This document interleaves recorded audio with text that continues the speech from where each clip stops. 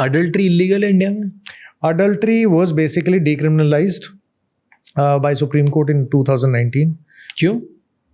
अब इशू क्यों का तो कोई जवाब नहीं होता है, सुप्रीम कोर्ट क्यों करता है वो तो अलग मामला है. उन्होंने कर दिया.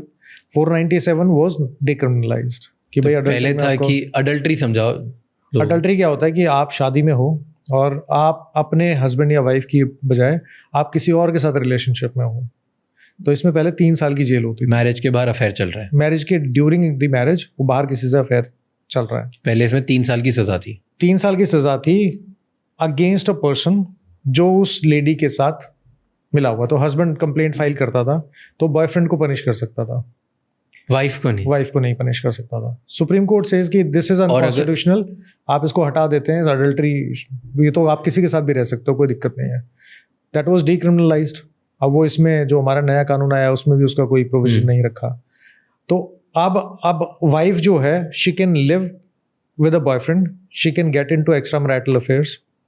अगर वो वहाँ पे बहुत ज़्यादा सिचुएशंस में होती है तो आप हस्बैंड ये डिफेंस लेता है कि she is living in adultery, तो इसको मेंटेनेंस नहीं मिलनी चाहिए.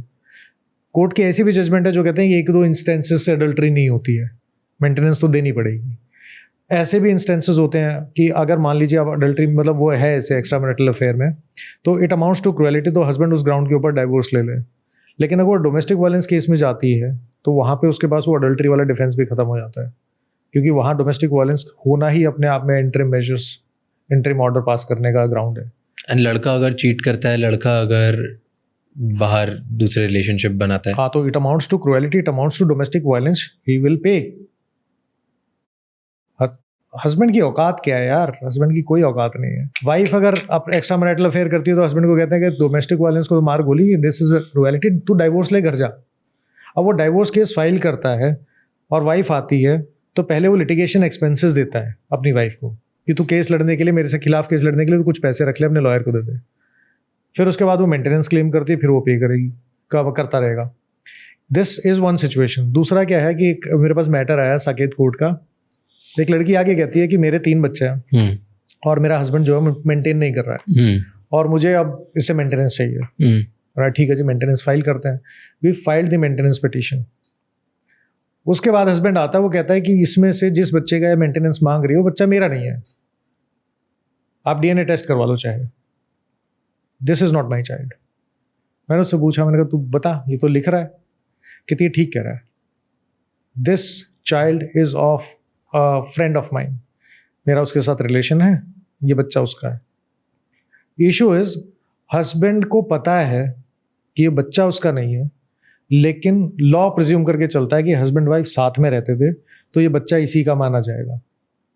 वो डीएनए टेस्ट नहीं करवा सकता बच्चे का, वो रिबट नहीं कर सकता, क्योंकि there is a presumption in law कि इतने टाइम तक हस्बैंड वाइफ साथ रहे हैं, during this subsistence of marriage ये बच्चा पैदा हो गया, तो ये प्रिजम्पशन है इररिबटेबल कि बच्चा इसका है.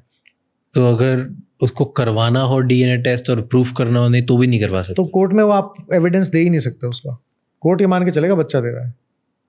अगर आपने करवा लिया बाहर से डीएनए टेस्ट फोर्स करके, चॉइस करके, वो भी नहीं मानेगा. No defence. This was case like before COVID. हम गए कोर्ट, तो दूसरे के बच्चे का भी आपको मेंटेनेंस भरना पड़ेगा. हाँ, मैंने उसको बोला, तो हस्बैंड आया था मीडिएशन में बैठे हो तो कहता बच्चा मेरा नहीं है. लड़की भी कह रही हाँ तेरा बच्चा नहीं है, और वो कहता है कि मैं मेंटेनेंस इसकी नहीं दूंगा. और मैंने उसको बोला, मैंने कहा लॉ में लिखा है, पढ़ ले देख, मेंटेनेंस तो तुझे देनी पड़ेगी, बच्चा तेरा ही माना जाएगा, सरनेम तेरा ही लगाएगा ये. I showed the same section कि भैया पकड़ पढ़ ले. This is the extent. तो बच्चा अपने फादर के अगेंस्ट पैटर्निटी टेस्ट क्लेम कर सकता है. फादर ने मना कर दिया बच्चा मेरा नहीं है, बच्चा कहता है कोर्ट जाके कि फादर को बोलो अपना डीएनए दे ताकि मैं मैच कर सकूं, ब्लड सैंपल दे, वो इन्फोर्स कर सकता है. फादर बच्चे के अगेंस्ट नहीं कर सकता.